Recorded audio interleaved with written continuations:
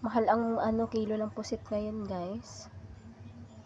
To, sariwang-sariwa pa, oh. Iba talaga dito sa probinsya kasi yung mga nabili natin sa palengke as in sobra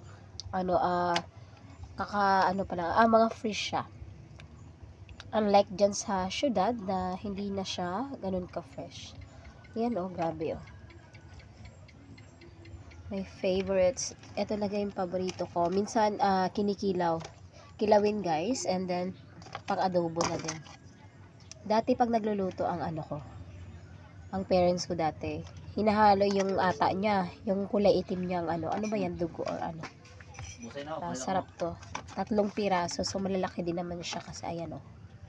And then dito naman, sa kabilang planggana, merong isda. So, paano natin malalaman kung ito ay fish pa? Sabi nila yung hasang daw, kung pulang-pula po ay talagang fish pa.